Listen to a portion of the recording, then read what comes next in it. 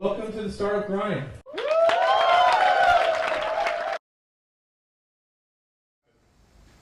So,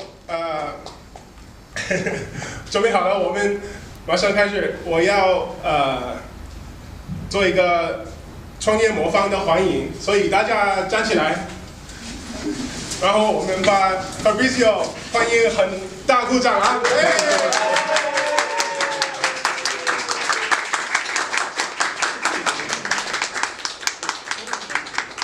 太好了，好。Thank you very much. Thank you. Thank you.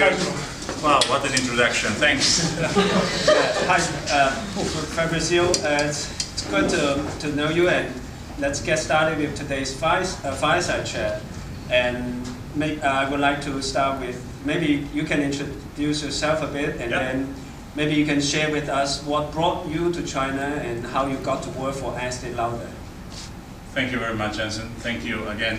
Lovely introduction, and I really appreciate, Carl, you are the one behind the camera there, but thank you for giving me the opportunity to be here. I guess I didn't have my expectations, but any expectation I might have had as being already by now completely, things are much, much better than I would have anticipated. So thank you. Speaking of myself, well, I will start with the bad news. I'm almost 48 years old. I've been living out of Italy. I'm Italian by passport, and of course, I'm sure the name says it all.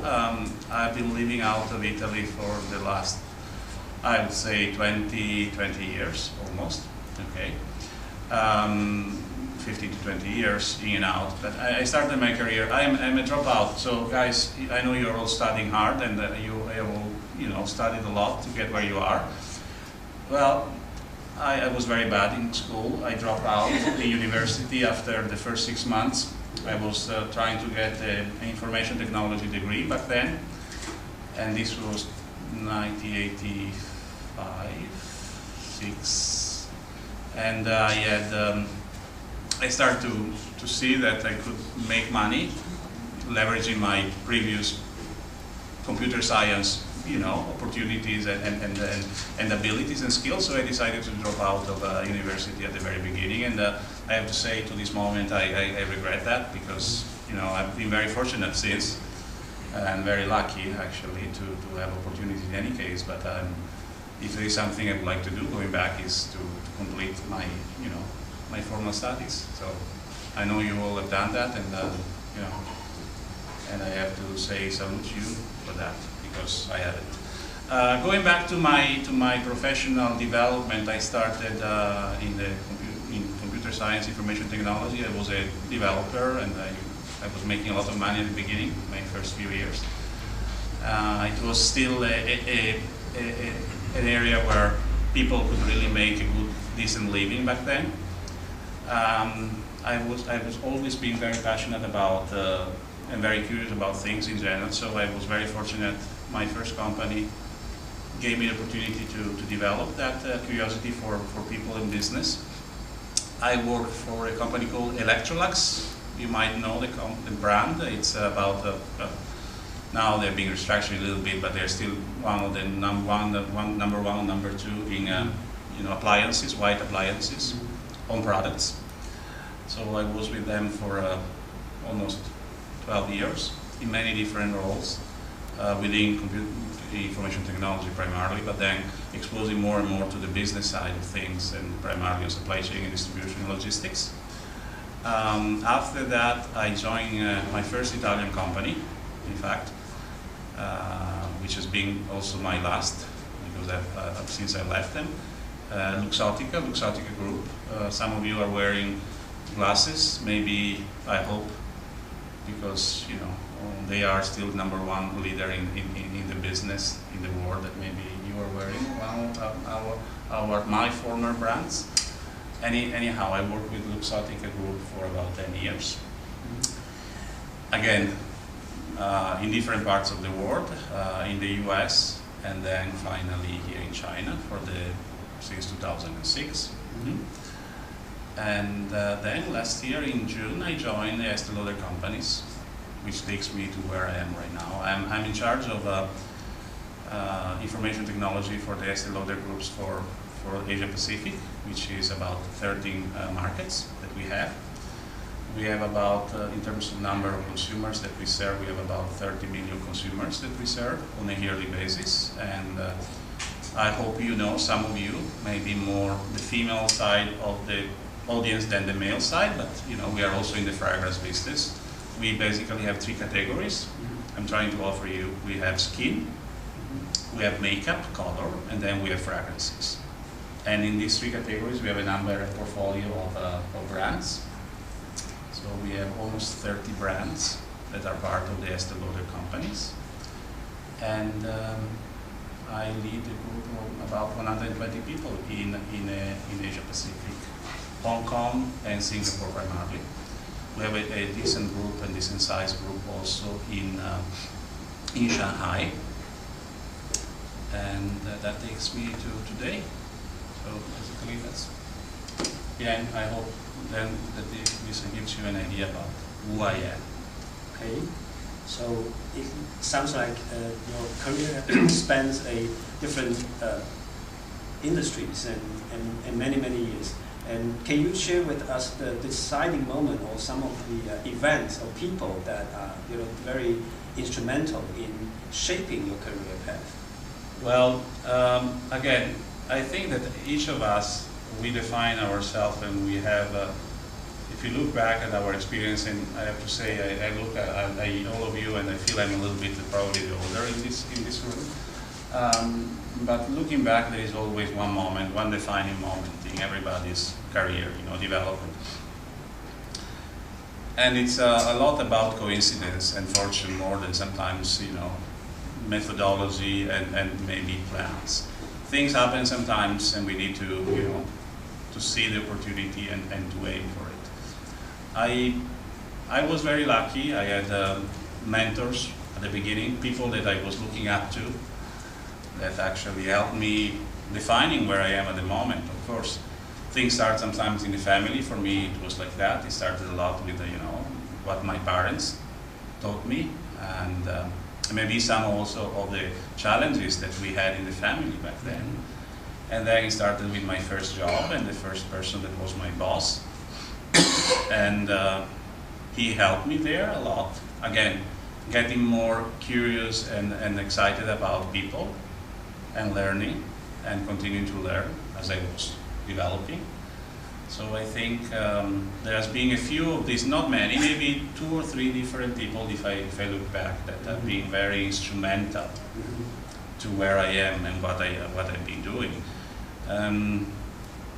One thing that has been driving me a lot, which I think has been quite, at least for me, quite a motivational element, is the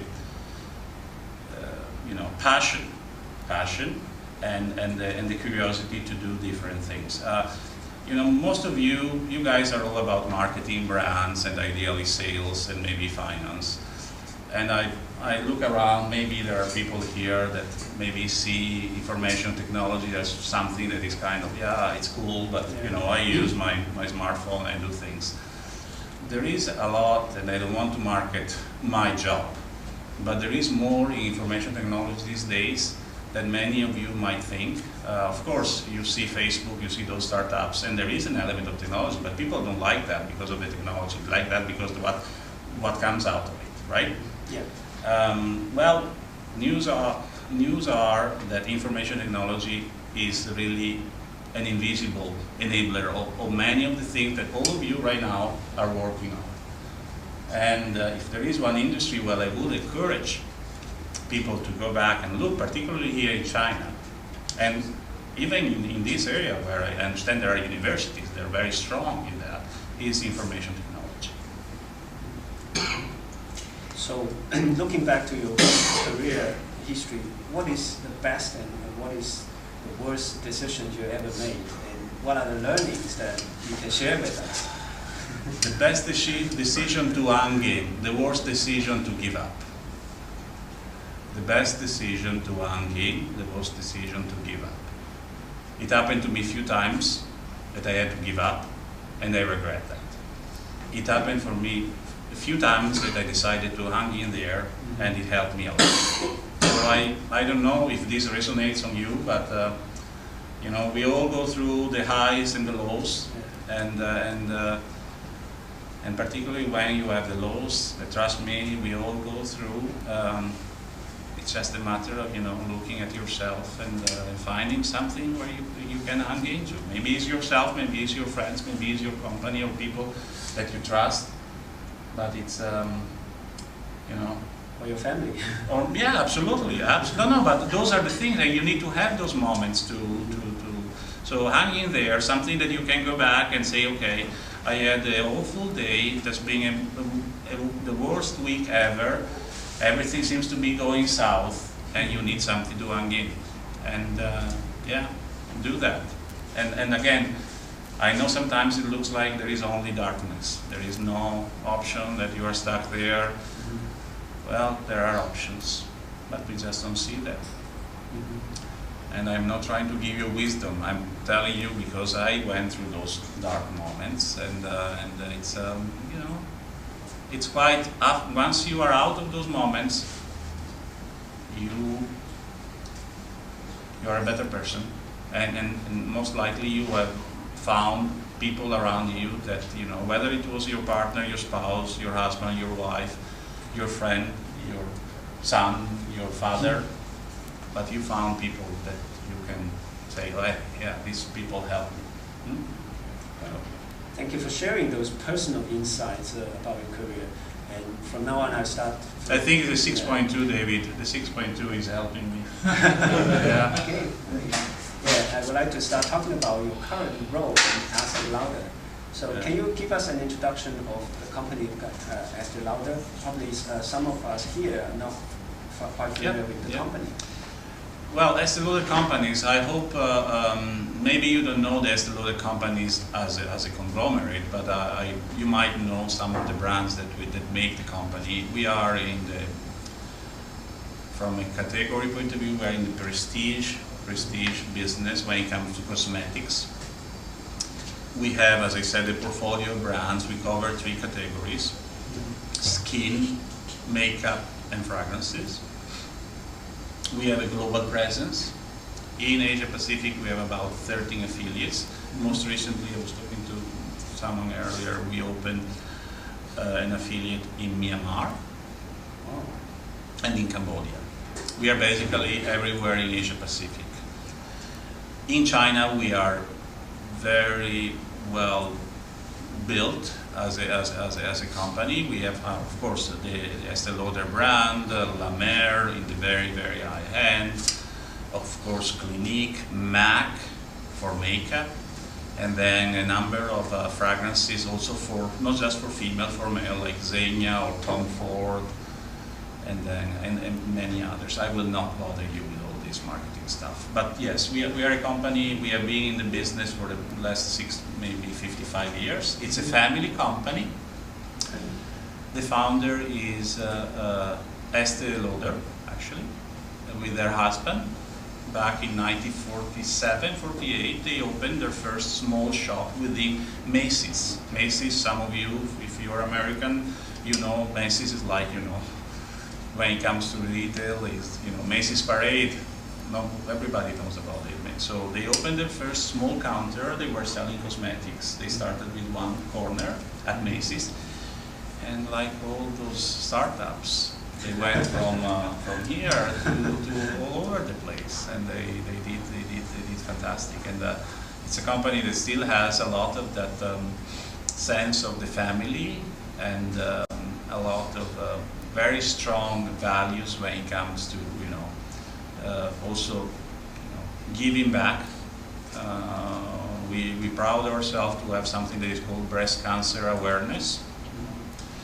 Evelyn Lauder, that passed away a few years back, she was basically, she built this you know, CSR, this charity, about the breast cancer awareness. And actually last year we were in Shanghai lighting up in pink for the 20th anniversary of BCA in Shanghai.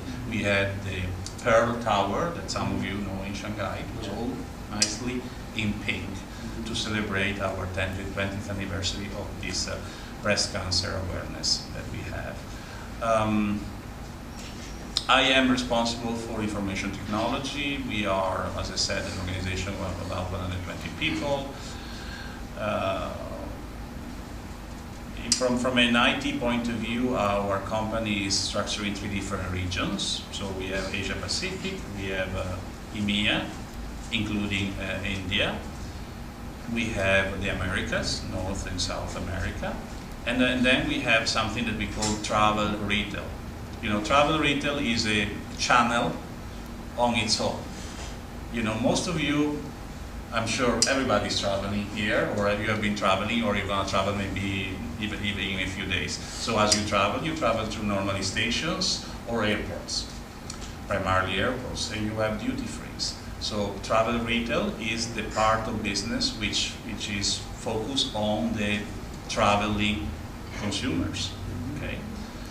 So you normally, when I am at the travel retail, you know, on the duty frees, I will buy a bottle of wine or whiskey. The people that still like to smoke, they will buy a few packs of cigarettes, and then fashion, and maybe jewels or watches, and cosmetics is a big segment of that category. And we are, of course, in that category, which is particularly important for those that live here and for those that live between here, Shenzhen, and Hong Kong, because you might or you might not know, but in 2013 we will have about 50 million Chinese coming to Hong Kong by the end of the year, of which 75% are coming from Guangdong, of which about 70% are coming from Guangzhou. So think about the opportunities. And think about the opportunities, of course, as you look at this traffic of people that move for shopping to Hong Kong. And why do they go there? You know, right? Why? Why do they shop in Hong Kong? Because Hong Kong is nicer than Guangzhou? Any of you shopping in Hong Kong more than Guangzhou? It's cheaper. And why is it cheaper? No tax. Guarantee quality. Quality? Both. Yeah, exactly. So, it's very interesting, right? Because in reality you have the same consumer, and you have the beautiful malls here that are always empty, and you can argue why are people continuing to invest in retail, you know, high-end luxury here? Why do they do that? Do you know why? Why are they still putting their brands out there, spending Haiku? What is the name of the mall, that beautiful mall? Taipei, yes. Why do they do that? I was there yesterday. They have, you know, floor, beautiful retail space is always empty. Why do they do that? Why are they wasting their money? Why is Louis Vuitton there? Brand visibility. Okay. And why? Why do you think they do that? Because they get their money in Hong Kong. Right? So that's an investment, right? That's not wasting money. Exactly. Yeah. So it's so fascinating to know all the numbers and the many operations and business units that Estee Lauder is often. To be more technical, I'm very curious about what are the technology or information infrastructure that powering the entire process and all these. How does your apartment support all that? Well,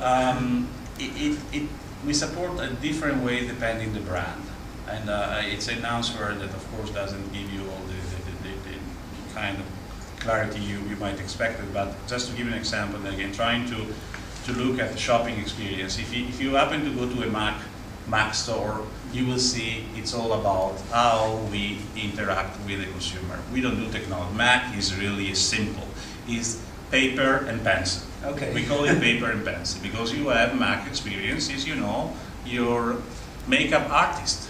There's someone that is there that will engage with you, will tell you what to do and how to do it, and we are all about express yourself, no matter the ethnicity, no matter the gender, no matter your sexual interest, no matter anything. It's all about being inclusive. Mac is like that. Of course, you go to a Clinique counter, there you have a different kind of consumer. There you want to have an iPad, maybe you want to engage through clienteling, you want to do something, you want to show, hey, can you tell me a little bit about yourself? What is your skiing? What is this, that is that? And by the way, how about you give me a little bit of your, information, maybe your email address, maybe your phone number. Huh? How about you do that? So you have different ways to leverage maybe somehow technology. Technology is becoming, as I said earlier, an enabler of the shopping experience. But you don't want to put that out there in your face. You want to keep it something that you do it, but it's part of the brand shopping experience that you want to offer. So if you make it too strong, it might divert. I mean, people will start playing with things, which might be good, by the way, because the gamification is probably you have heard about that term. It's something that people like to do because you offer, maybe you go to your website and there is a game there, and people can get engaged with the game and play with the game, which can help the brand and can help selling more eventually, but maybe it can also distract. So you need to be very careful how you play that. Retail is a lot about the experience, and you can have a fantastic experience here without that much technology. And why do you do that? Because you are social, right? You can have the social element that can help in giving more engagement. It's I'm always, when people come and ask me, we need to have more technology at the counter in the store, I say, okay, what do you need that for? You need a better Wi-Fi? Okay, fine, I understand. The Wi-Fi is there. Maybe someone comes and they want to do, price matching. They want to do quickly that kind of benchmark, and maybe they want to say, I am here at the store, checking, They want to do that. That's okay. But, maybe you want to have, depending which experience you have, you want to have a magic mirror, you want to show your products, you want to have those things. It has to be very well evaluated. Just to talk about how we do it. One thing that we do, for instance, the big problem with retail, what is the big problem with retail? Inventory, okay? And it's not just for retail. I mean, if you have, the more doors you have, potentially, the more inventory you need to carry. Okay? And when you are in the fashion business, as I'm sure you imagine, particularly if you are in cosmetics, there is a shelf life, It's not like this water, probably you can drink it without risk for 12 months, right? That's what they say. Again, if you keep it out in the sun, maybe after 3 months, you need to dump it, because then there is a problem. Cosmetics is the same, there is a shelf life. So when you push inventory to the counter, so basically you sell to the counter, the inventory is sitting there. You have to be able to sell that to the consumer.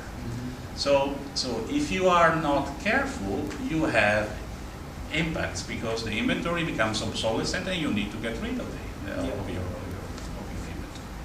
So this sounds like, oh yeah, I know. Well, the cost of that is huge. Is huge. So what companies are looking at are formats, are a different approach to retail. Instead of having all your products available at the counter, we are trying to look if there is a way. If I guarantee you, Galina, I'm sorry to pick on you, but you are here, that I will give you your cream tomorrow at your door, and it's something that you normally buy and that you like and you trust, why would you bother coming and taking it from the store? I can just, you stop by, maybe you have your smartphone, you place your order, and tomorrow it's there.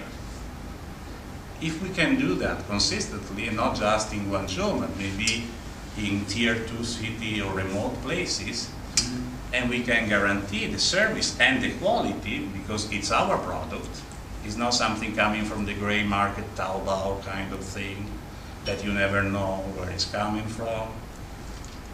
And people sometimes think, oh, is it the right one? Is the legit one? Speaking about people buying Hong Kong because they are concerned about quality. In China, this is a concern. People maybe like to go to the Tmall instead of going to Taobao. You know that, right? Yeah, yeah. You are aware of this, right? And you know there is a level of certification. You guarantee that the product is right, so it brings even more kind of credibility, and the brand again is improved. So those are things that we are looking at. And again, the technology can help there, but it's something we like to keep it really behind the scenes as much as we can. Which means you need to do better inventory planning, and how do you do that with information technology? Well, I mean, it all starts with knowing the market you are going. And again, it sounds again obvious, but if I have to enter, I have a new product. I have a new product that I'm launching. Well, it might be a fantastic new product that will have an immediate impact in the consumers, and people want to buy more. Yeah. So what do? I build a lot of inventory ready for the success, or I take it very nice and gentle, I say depends, and then we will go for it. You're never right, you're always wrong, no matter what you do. So the secret there is to be fast. You need to be fast. Unless you have a crystal ball that can do predictive CRM, and I know you guys know everything I do, but what we're talking about. Unless you have the crystal ball and people tell you that yes, it's possible, and it is possible, there are ways to predict. But the prediction is, again, is a mix of art and science, right? Yes.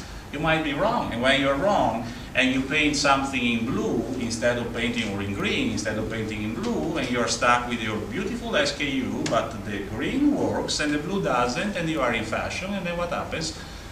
You throw away a lot of money. So what companies are doing, and I'm going back to my previous experience in my previous company here, because maybe it doesn't necessarily fit with cosmetics, but with fashion. If you're in the fashion industry, people, what they're trying to do, they're trying to postpone as much as possible the moment of no return. So they are doing things so that they can continue to change from a color. The color is a fundamental element if you're in fashion. You know, like if you're doing shoes, or if you're doing apparel, or anything you're doing, there is a moment where you set, and then you cannot change no more.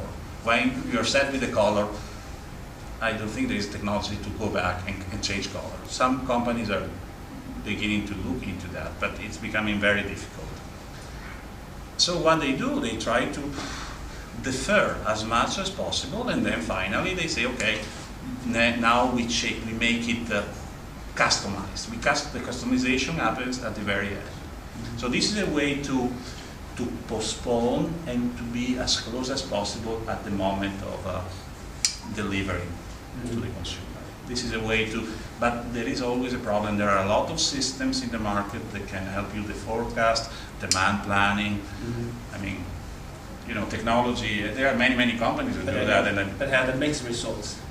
Yeah, the results are always mixed, because in reality, you need to be able to collect information through insight, through CRM, through predictive CRM, through a number of sources, and then you always have the guy in the back that is the guy that you present all these models that you are presenting and says, no, it's wrong. This will work, that will not. And that guy normally is right. So that guy is not something that you can necessarily engineer and program. No. That guy is a guy, or a lady, or a boy. And that is one part of that makes everything more exciting, because it's not necessarily digital. It's very analogic, the behavior in the end. And there is a lot of uncertainty that can change things completely. So it's, you know, success and failure. Yeah. Okay. It's interesting. Sounds like a lot of, you know, not very much, you know, IT technology can work. Definitely, it has a limited role there.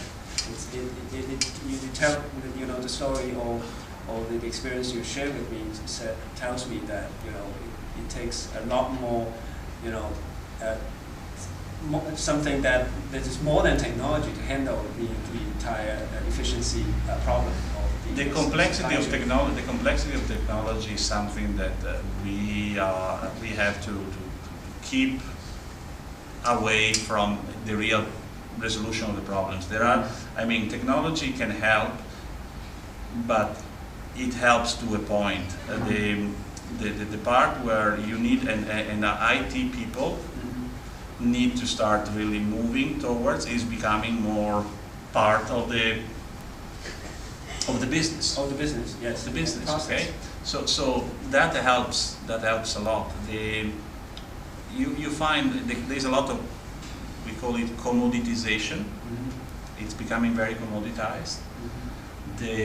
What makes success is more than just the technology. Of course, you need to have your Wi-Fi hotspots and coverage and infrastructure, and your pipes in the back need to be big so that traffic of data can flow and all of that.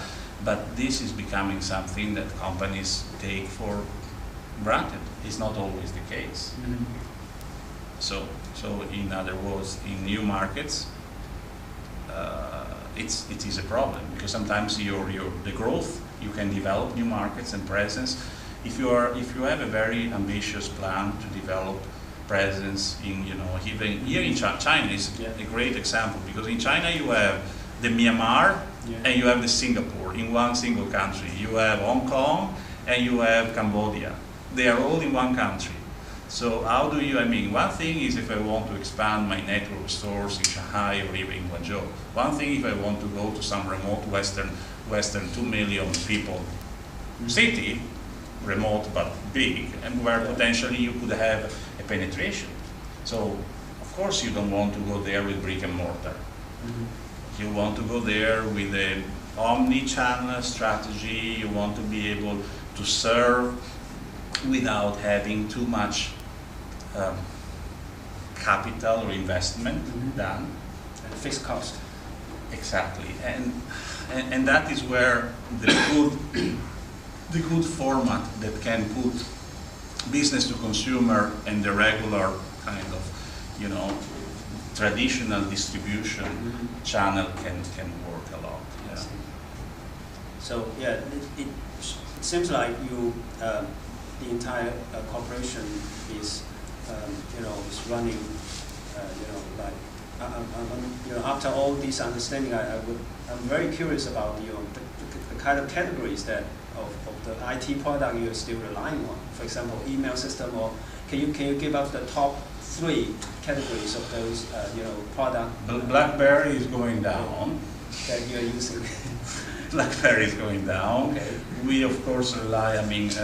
Email is still a very important key part. But we do a lot of instant messaging. We are trying to make unified communication. Some of you have heard about this term. Unified. There's a lot of unified communication going on, and we are making as much as easy as possible for people to interact.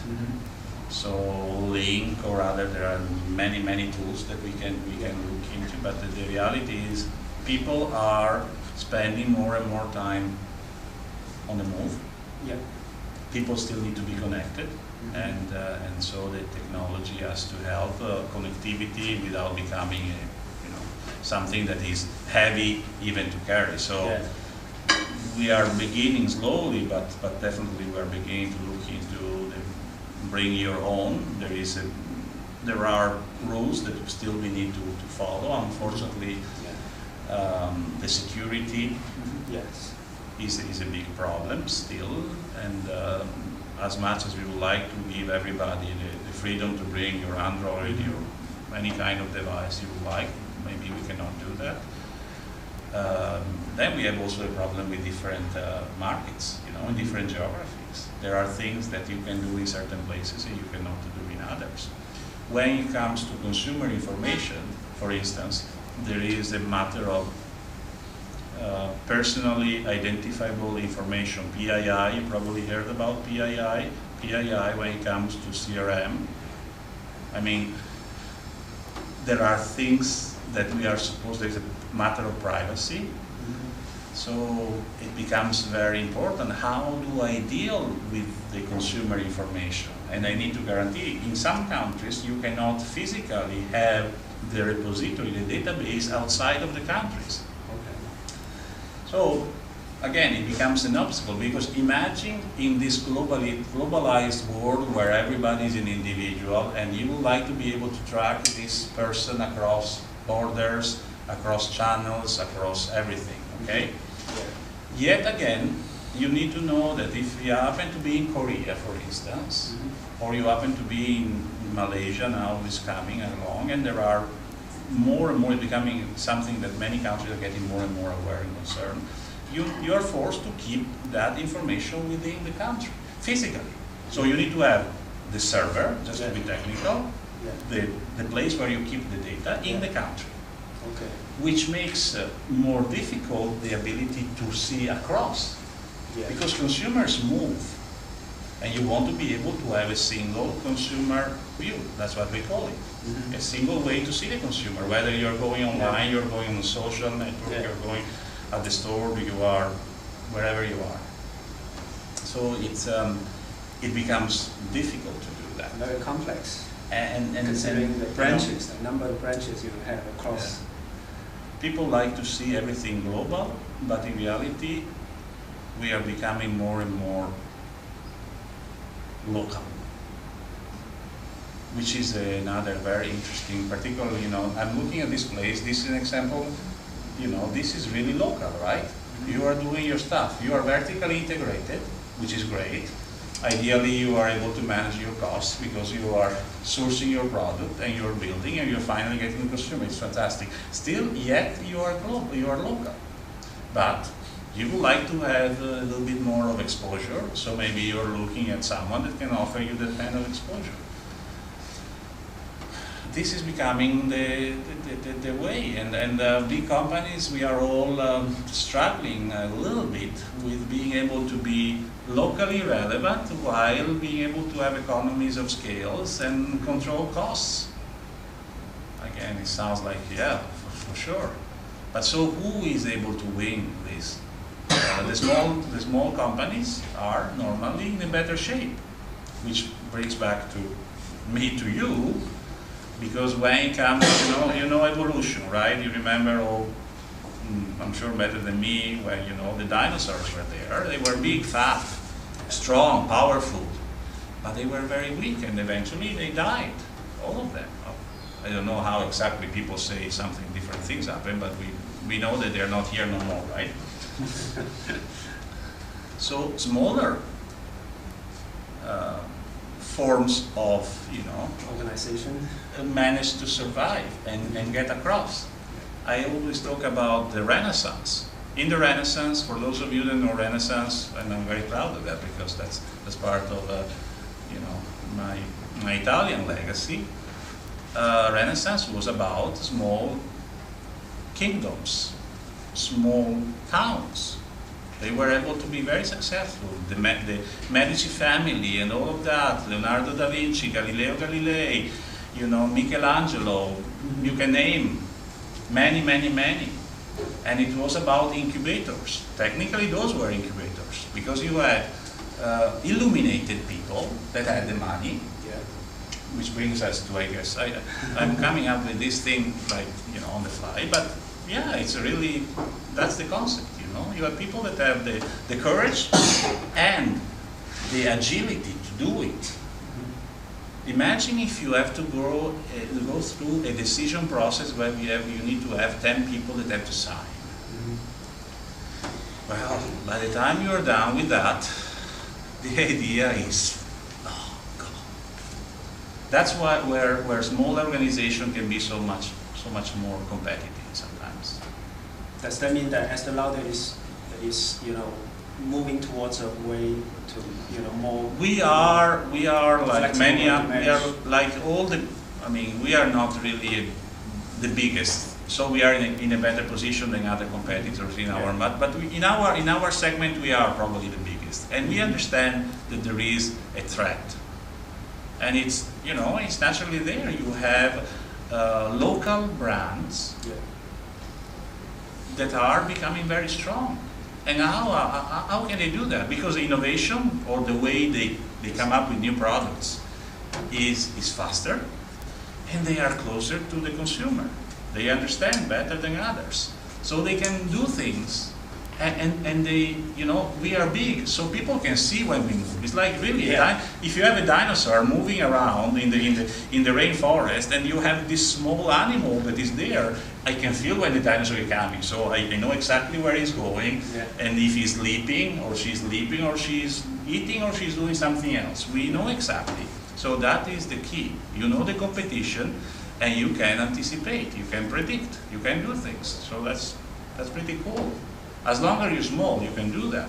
Of course, if by mistake it stamps on you, then you are in trouble, and it might be the last thing you remember forever. But I mean, chances are you should be able to see the dinosaur coming your way, right? So, and I belong to that category. I understand that. But don't think the dinosaurs are not looking out. The dinosaurs understand that there are the small animals. So, yeah. So good. Yeah, it's capturing customer and being able to, you know, to run a business at the agile way is really critical. So as we see more, you know, consumers' attentions are, you know, drawn to the mobile phone and their smartphone, this is becoming a big trend right now. So how does Estee Lauder's IT department is looking at this trend, and how do you build your mobile presence, you know, across so many different local operations? Well, we have two, and I'm not speaking from an IT only point of view. I partner very closely with the supply chain. One thing that we have been able to do, and I think it's becoming probably a little bit of a trend, so watch out for that. You see more and more IT department and IT function that is changing name, and companies are giving new names to IT function because they want to remove the old information technology kind of, you know, it's like something that makes it far from and distant from the business. So, but we are getting closer to online. We're getting very close with supply chain. Supply chain and IT are basically pretty much becoming very close, very similar. And in some organizations a little bit more advanced, they are actually trying to bring them together. But with online, particularly what we are doing when it comes to e-commerce or m-commerce, for instance, we are, you know, trying to have an approach where you use those as a way to go beyond the, you know, you're using as a way to attract more consumer outside of the large tier 1 and tier 2 cities. The other thing that many companies are doing, and of course we are also there, is we are looking at really some people call them pure play, you know, to the Tmall's, to those guys, to the eBay, to the Amazon. And we are trying to have our window in those big malls. And by doing that, we are able, ideally, to convince and educate the consumers that normally will go to Taobao because they have, you know, it's no secret. Buying product in China is more expensive than buying in the US, right? You all know that, not just in Hong Kong. So people go buy in US and come back and then go to the Taobao and they sell. They do that in all products, not just our product. So it's normal. And again, sometimes this is called the gray market. How do we manage that? Because that's the demand. Those are our products anyhow. So you can say, hey, at the end of the day, those are our products, right? Yeah. But the problem is marginality, of course. We make less money instead of more money, right? So we are trying to find a way to bring back those consumers that ultimately, those are consumers that are inspired by our brands and they would like to buy our brands, but maybe they want to buy it at a lower price. So in a sense, it's not bad because it's like those that buy the Louis Vuitton. I talked about Louis Vuitton already twice today, but we are not in competition necessarily. But those guys that buy Louis Vuitton from the fake Louis Vuitton, in reality, they love the brand, right? They would immediately buy the real one if they had the money to do that. So what we are trying to do, we are trying to offer place where they are guaranteed that the service will be right, that the quality of the product will be right, that they have all those features that you get from our channel at a price that is a little bit lower than what they would get. And again, this is a point, very important point, and you probably have heard China, the government, they're looking at the large Western brands. They also talked about Starbucks. Someone went out saying Starbucks is too expensive, and then in the micro blogs, people were saying, who cares? I like Starbucks coffee better than the rest, and maybe China government should be looking into something else and not trying to go after Starbucks. But again, these are good points because it makes clear the fact that we need to all think about the fact that in reality, in this global world, people can benchmark. I can go online, I can discover that the same product, if I buy it in Hong Kong, in Singapore, in Shanghai, or in the US, this is the price. And people can start saying, why do I need to pay more for that? So let's be careful because this might be a trend. This might indicate something that will happen in the future. We have to be very aware of this. Yeah. Okay. So, sounds like you, Estee Lauder is already experimenting selling stuff online. So how do you help your channel, including your own online outlet, to ensure that products are authentic?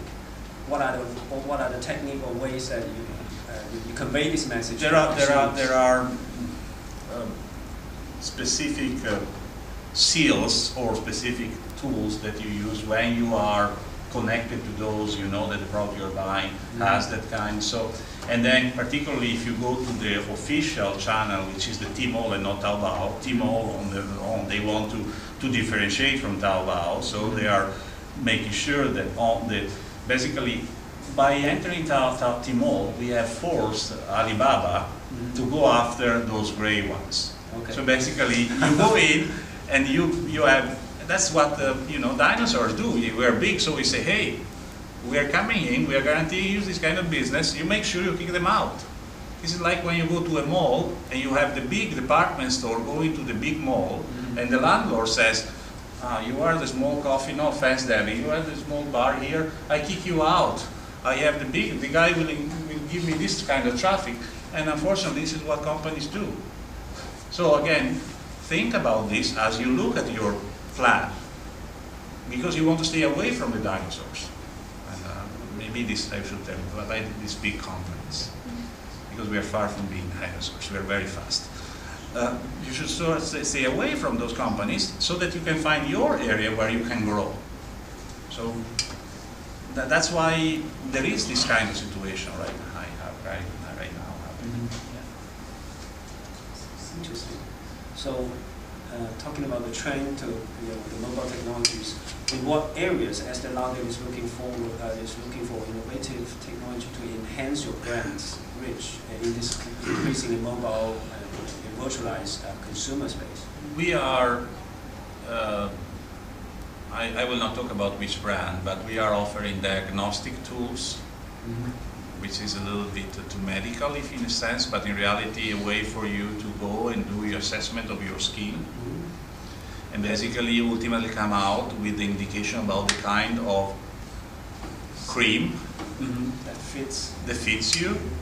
And we are making it connected to the individual. Basically we are offering a personalized experience. And we are able to do this connecting online and offline. So basically, you can do this online, and ultimately, I mean, it's all about traffic at the end of the day. So you do this online, and then you tell them, by the way, now you come to the store, we will offer you, a gift or a sample, and you try, you have 10 days, 20 days, 30 days, you try, if you like it, then you come back. It's in prestige, in cosmetics, the sampling is a key element, and conceptually you have the same. I mean, it's like when you are doing a campaign, you give away coupons, people come, they have the first drink is for free. The same concept is valid also for cosmetics. The first purchase is for free, and that ideally, if they like the drink or if they like the cream or the makeup, they will come back. And they will be happy because they will know, wow.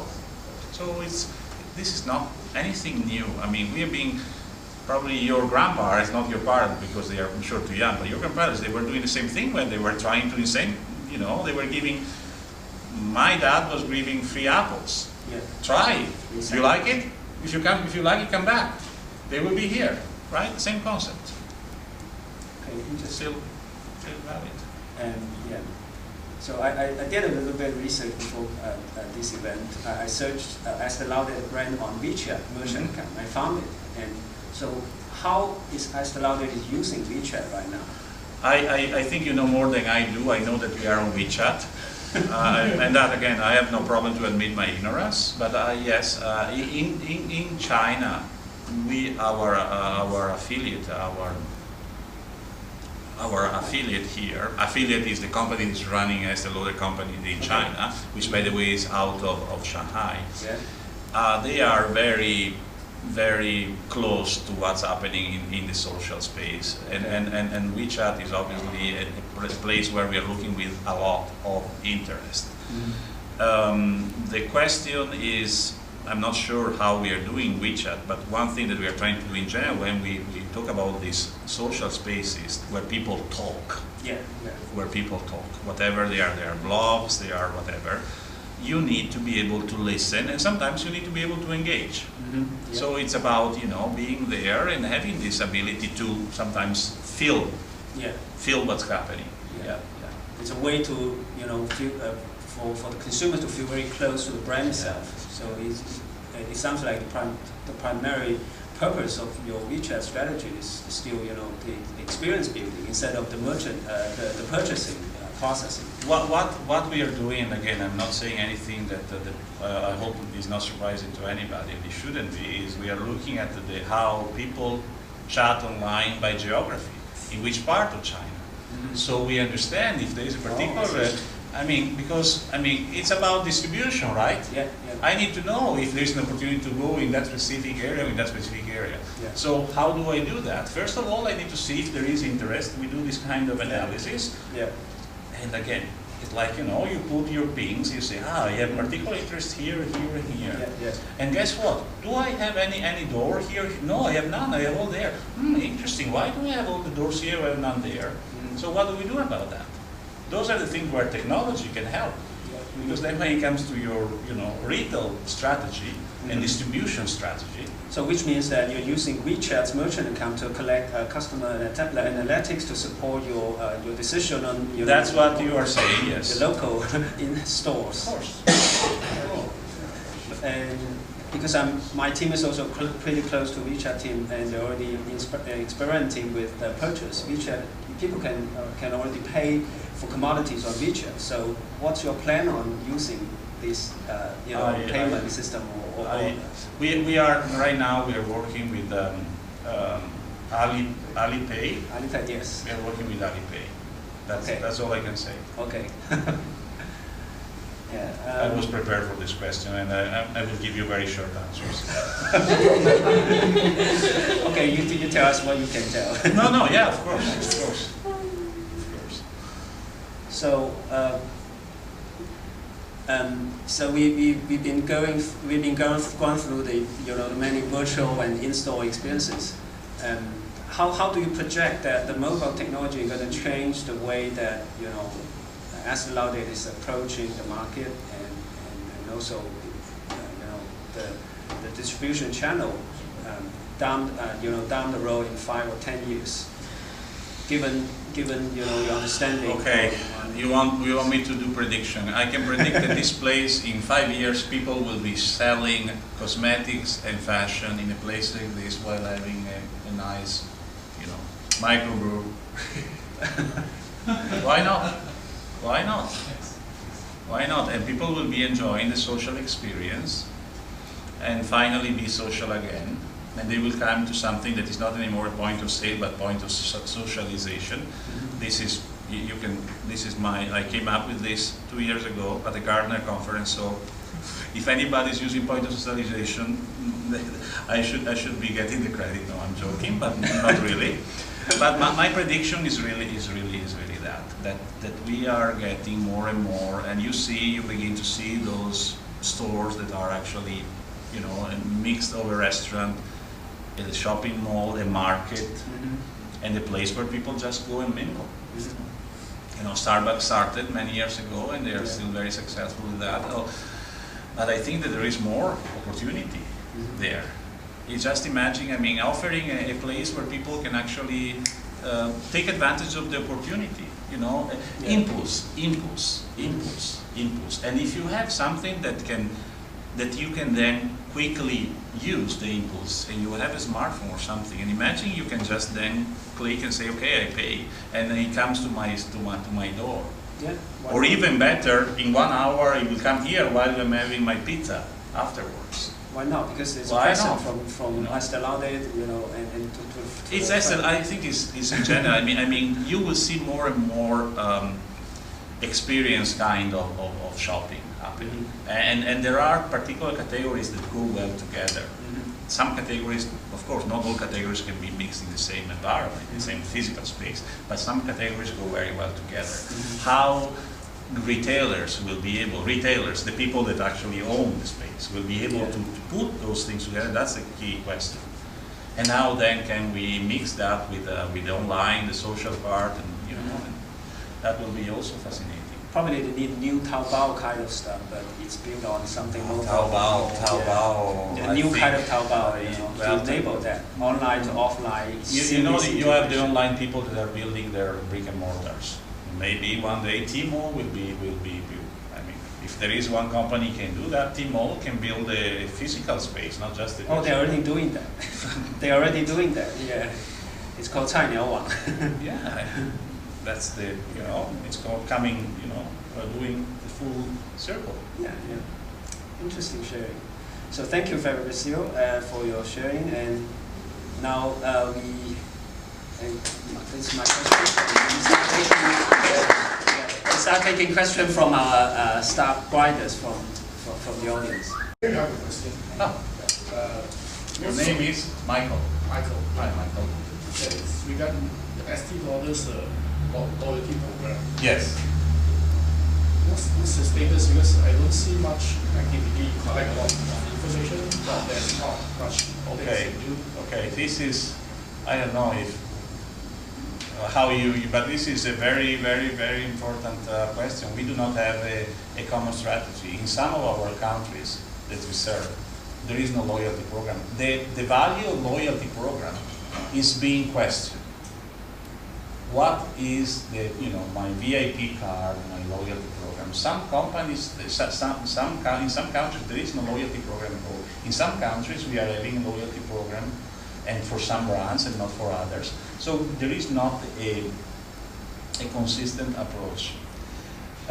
You could argue that if I have strong consumer insight, maybe I don't need to build a loyalty program as such, because I will know the consumer, I will be able to recognize consumer, returning consumer, without having a loyalty program, so to say. So you make the consumer engage, and you reward the consumer without having to, oh, can I have you this, can I have you that? People are getting, we see the frustration.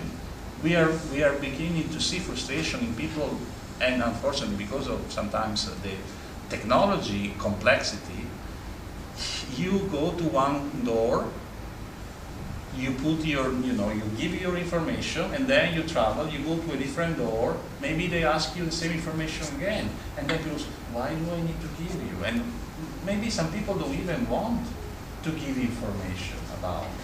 So it's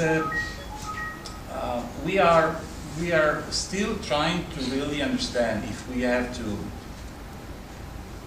build something from a loyalty program in a little bit more of a structured way, or if we should in fact really keep it very simple and actually using more the consumer insight that you can gain for free through blogs, through social, through those things. So there are different. I mean, and I'm not an expert there, but I can tell you in the conversation I'm having with those guys that understand more, some people are questioning whether loyalty program is really going to help. Yeah, the olden days, the loyalty program is about collecting names, Yes. email addresses. And you do Nowadays, direct mail. You don't do that. You don't yeah. even ask for those information. Yeah, exactly. You basically know his phone number or SMS or WeChat ID. Yeah. You have those information, but what do you have plans with that? So you have this information. It's still a loyalty program. Yeah. You know the customer. You may not know his name, but you know his gender. You know his preferences. Yeah. What do you do? Yeah, yeah.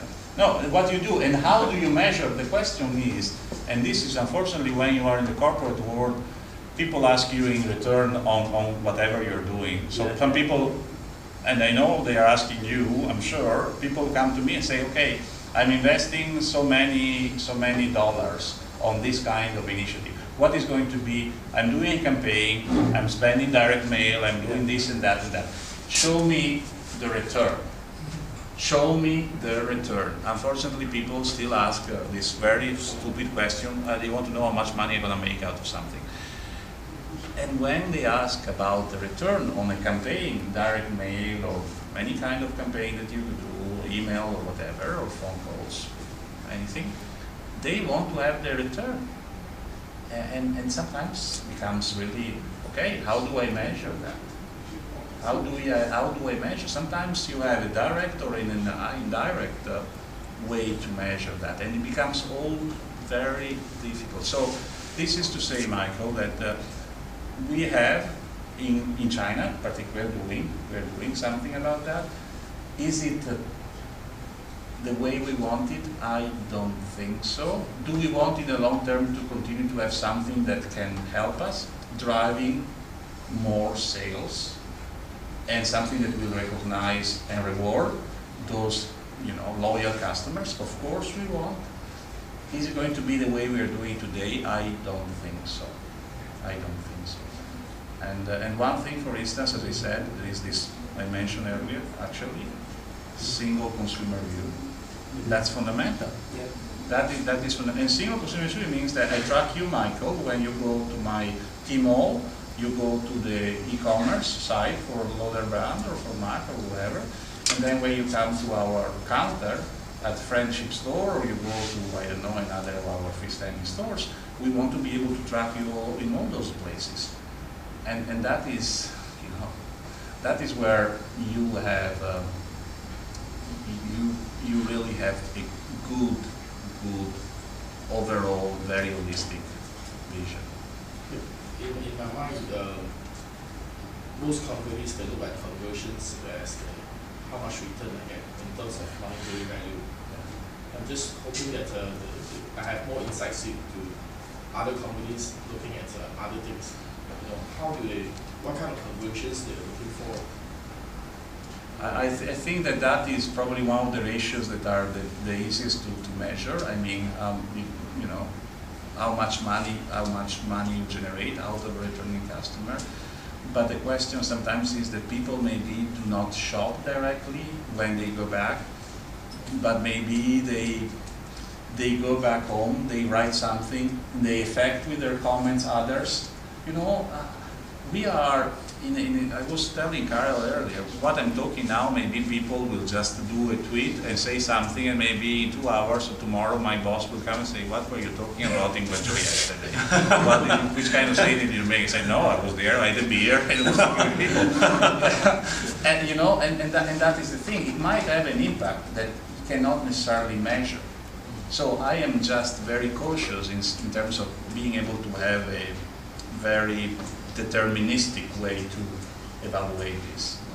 It's becoming not that anymore, not that simple. And you can actually see sometimes. I look at the country. In some countries we have no. In Japan there is no loyalty program, and we are extremely successful. Just to give you an example, we don't do loyalty program at all.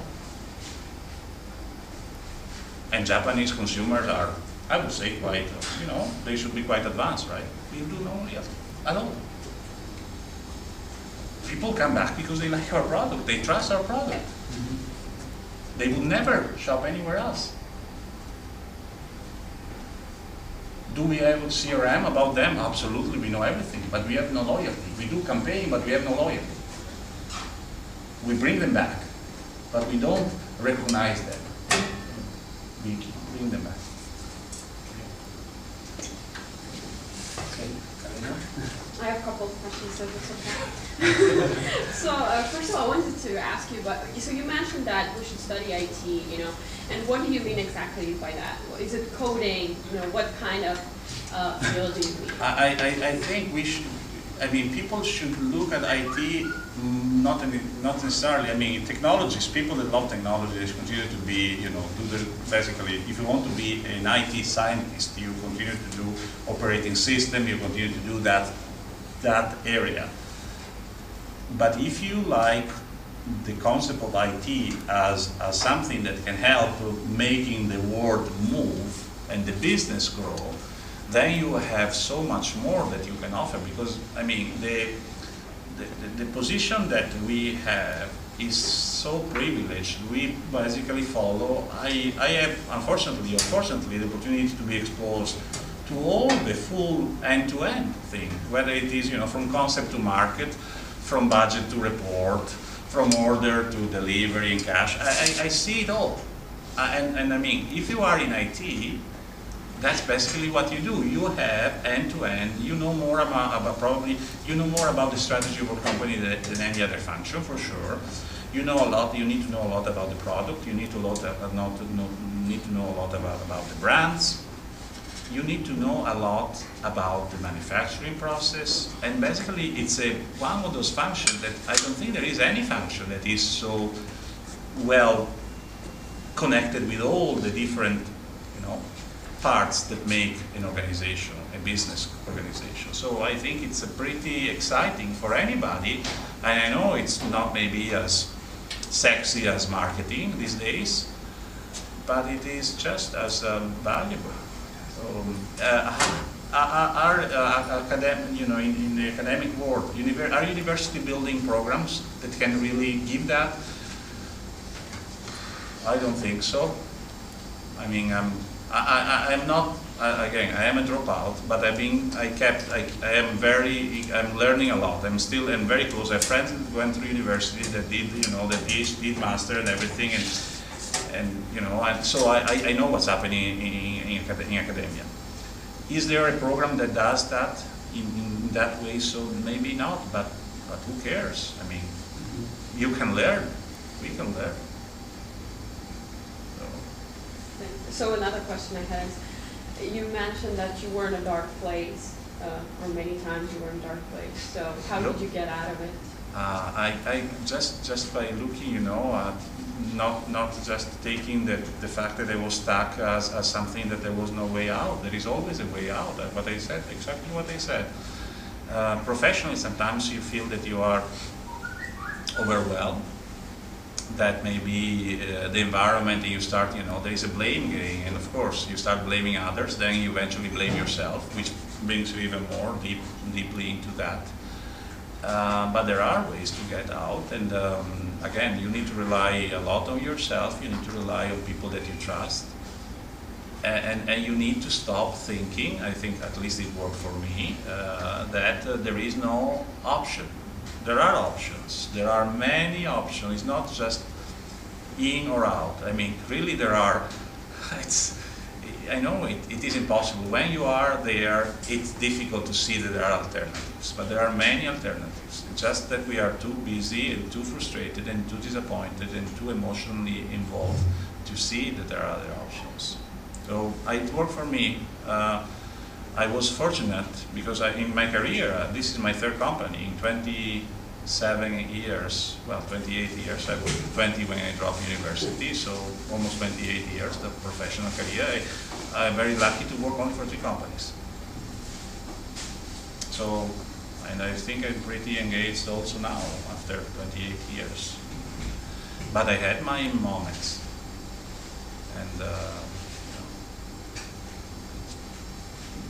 yeah, it's just, when you give up or you don't give up, it's sometimes giving up sounds like the only option, but it's not.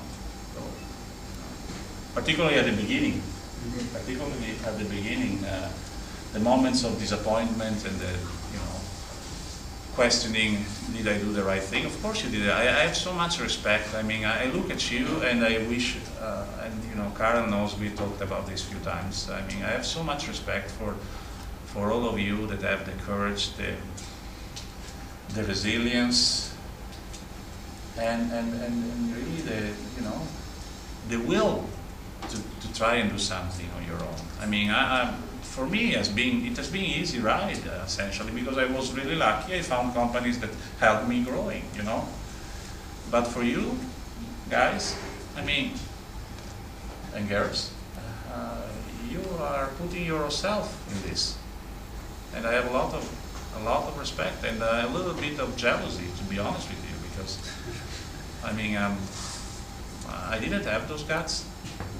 I don't have the guts to do that. Maybe I will, maybe not. As long as I'm fortunate and, you know, I continue to have something that gives me the passion to continue, I will probably continue to do what I've been doing. Thank you.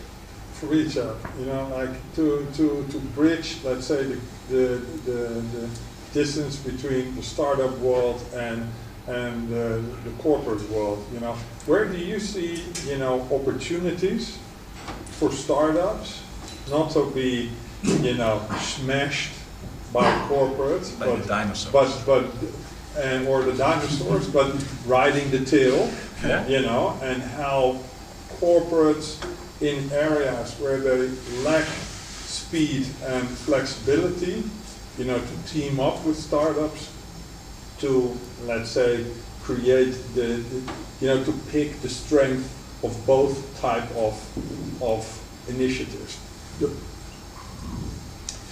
Well, I think that, as we said, a good, always good thing to do is to look at where the dinosaurs are going, where the big companies are moving, and try to get there maybe just 5 minutes ahead of them or 5 minutes after them. So trying to draft on the big companies, drafting really. How to complement big companies are by nature slow. And there is, I mean, you can argue maybe Google is not slow, but again, they are big on their own terms, and at this point in time, they're, you know, what they don't do by themselves, they do because they have the power of the money, and basically they just handpick here and there, and they continue to develop in that way. So I think that finding clusters or areas where there are opportunities that maybe big companies don't feel like they should enter because maybe it's not big enough, or maybe it's too advanced, or maybe it's too risky. You know, we all read, you know, fail cheap, fail fast. If there is one thing where you can really work and do well, is really there, not because you have to fail, but because in reality you have maybe an opportunity to adventure in things that are, you know, not considered to be so relevant. And you know, we were talking about my previous life in the eyewear business. There are small companies that have, you know, just started 2-3 years ago that are doing super well. They went to question the industrial cost concept about frames and lenses and you know, complete pairs, and they were able to offer through a very agile business model using online only, you know, complete pairs for maybe $100 US to the consumer, delivered with a great level of service, ability to return, to try again, you don't like this, you try that, and by the way, we offer this and that. So, and they are very successful. They are small, but they are still an indication of what small companies can do and how they can enter, you know, those places where the big companies don't feel like. Because when you are big, you really don't fit in the small corners, right? You cannot.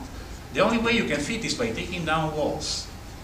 But do you, I mean, that's more, you know, carving out a niche Yeah. where, you know, bigger companies are not playing, but in terms of, you know, are there certain areas, you know, where you play or want to play, but cannot play for whatever Yeah. you know corporate policy reason, where you would advise startups, you know, to look at, you know, to help you solve certain problems that you're dealing with on a daily basis? Yes, there are. I see, for instance, in you know, if you are here, this is manufacturing center of the world. There is, I think, more innovation here than people like to think, and I think there are companies that are trying to do innovation in this part of China. If I look, for instance, at the categories that I'm kind of exposed these days, I see in packaging. Packaging is an area where there is room for innovation and creative thinking and new ideas and breakthrough ideas. Even labeling and those, you know, those are things that some companies, you know, to be able to have some new ideas and be able then to go back to those big fast-moving consumer goods or even prestige companies and offer that can find them very, very interested in key, because in reality we spend, our company, we spend a lot on R&D, but we cannot spend on R&D on everything. And if you look at the product, there is a lot of different things that go around the product, right? It's not just the way you make your makeup or you make your cream. The packaging is an incredibly expensive part of our total cost. And again, looking at China, looking at Guangdong, and looking at this part, for instance, there are things there that maybe in terms of material, for instance, that can be rewarding also. Better alternative. Or better alternative. Again, to your point, Karel, I think that if you know the dinosaur and where the dinosaur is playing, you can really start to look at their muscles and their weak spots, and you can see, hey, this is a big company that really, and most of those things, believe it or not, they are very public. You can just read, if you know how to read, you can learn a lot. If you go to the brands, go to what they do, and you can discover, oh wow, they're still doing that. I cannot believe. You know, I do that when I go shopping, and sometimes I see competitors. Wow, that's brilliant what they're doing, or that is the way they do the fixture of their. You know, retail is about, you know, the fixture. Some things you see, oh, they're using this material. Wow, really? I thought they could do this. Why they're not doing that? And then maybe you approach the company, you say, hey, we saw this. Have you thought of this? I mean, again, I'm not saying now you need to go and do this as your next job, but I mean, let's be looking at those things, all of us. Thank you. Any questions? I have a question. How do you see the role of entrepreneur-minded people working in a large organization like yours? For example, if somebody, you know, is very entrepreneurial, is a company like Estee Lauder a good place for them, or do you think they're going to be too frustrated and they better just forget it? Of course it is a good place. Will they survive? I'm not sure. But that's the truth. Big companies, and Estee Lauder, unfortunately, we are not exempt from that. And I've been less than 2 years, so I can speak also because of my own experience. And I am a kind of new to the company myself, still, to this day. Generally speaking, large companies. No. Again, in my experience, I think that the entrepreneurial spirit, not all companies are able to appreciate in the same way. But one thing I've seen, and again, my previous company was, the entrepreneurship was one of the 4 qualities in the company I used to work before, Luxottica Group. Okay, really, it was spelled out. You have to be entrepreneurial. So that was one of the 4 principles. You know, simple, fast, entrepreneurial, agile, and then innovative. So it was all about speed and entrepreneurship. And maybe that company might be one of the companies you could argue is probably the one that people look more. But there are other companies that are looking into that, and every company understands these days that talent comes with that kind of characteristics. So normally, so it is difficult for a newcomer that has a kind of spirit to kind of be able to adapt. Sometimes, yes, but I have to say that there will be a level of resistance for sure, but there is not a single company successful right now out there that doesn't value and appreciate the ability to be entrepreneurial. Estee Lauder Companies, we say leading from every chair. That's the part of our DNA, leading from every chair. So basically you are supposed to be entrepreneurial at any place, any level you are in the organization, whether you are at the front end, at the counter, or whether you are doing research and development in the back office in Melville, Long Island. So, yeah, but it's not easy. I can feel that, and there is concern. People, oh, I'm stuck in corporate, which is true sometimes, but you don't need to give up for that very reason only. Hi, Fabrizio.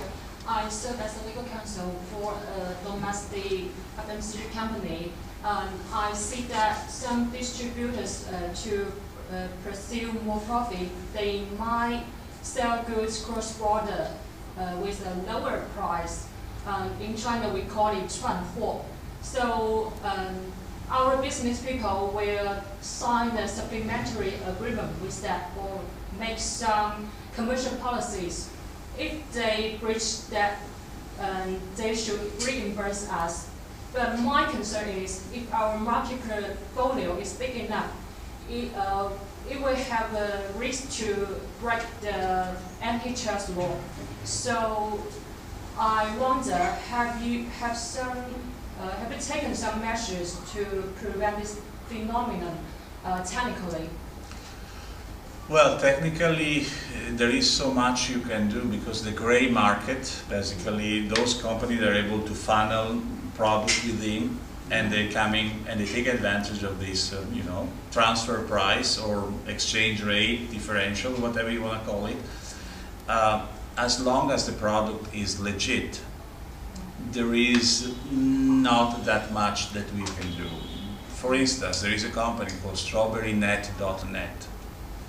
And I don't want you to look at that, but if you're buying cosmetics, most likely you know that company already, and if you don't, maybe you should look into that. That is a company that is very strong, and what strawberrynet.net again. That company is very strong, and they play on the gray market area. So yes, sometimes they have legit product. Most of the time, sometimes it's not. So the way we play with those guys, what we can do is we offer the service, right? That's what we are strong at. We offer also the new product. So ideally, we should be able to have some product that is not necessarily present on the gray market, at least for a number of weeks or months. So that's the way you differentiate yourself. And again, once that you have that kind of experience coming to our online or offline stores and you appreciate that, chances are you will not go for 10% price differential. You would like to continue to have that kind of experience, and that is what we work towards. But it is becoming, the value proposition has to be strong, and in some categories the difference is so tiny that really becomes like, why would I care? I mean, you need to give me more. So even in the normal experience that we keep to enhance that experience. We need to make it very easy. We need to be able to have, I come to the store and you deliver to me tomorrow. I make a phone call, I get the product. I mean, we need to give a lot more. It's becoming really more challenging. So that's why I go back to the point. The smaller player can do more in that area than bigger players sometimes do. But trust me when I tell you, we are beginning to be very, very good at that, and we need to. There is no option. because we see that the market is growing and people are expecting more and are less willing to pay. So it's a buyer's market. Okay, if there is no further questions, I would like to conclude And this my session. second question is, Second. what IT solutions do you have to protect your clients' trade secrets and protect your brands? I worked for Groupon China before. We just have one unified system called Salesforce. My current company, we have several independent systems like OA system, ERP, and distributed platform. But I don't think it's very convenient for us. Yeah, well, I mean, there is one topic called data loss prevention. So there are different things. When it comes to intellectual property or the risks related to IP, intellectual property, you need to have a strategy within the company that can preserve your key assets from being released and being given up. It goes from the design, conceptual, all the way to basically making sure that the product is delivered, that you have the right level of warranty and all after sales. All this you need to have a proper data loss prevention, and then also intellectual property control. Companies are now building systems around to try and make this. There's one thing called product life cycle, which is really from concept all the way to market. And again, they are imagining what happens if our new product information is released before it is actually going out. And imagine the risk that there is there. It's not just a risk of people copying. Copying is one small part. There is a much bigger risk that actually your innovation is given up. So if you have multiple systems, it looks like you are more at risk. And again, there you need to have a mix of tools and procedures to help that part. But it's a big uphill battle. And the more commoditized you are in your product, the more difficult. Because if you have if you have a niche, it's less risk. But if everybody does pretty much the same thing, then it becomes much higher risk. So thank you very much. Thank you. Fabrizio. And as a thank you, we send you this.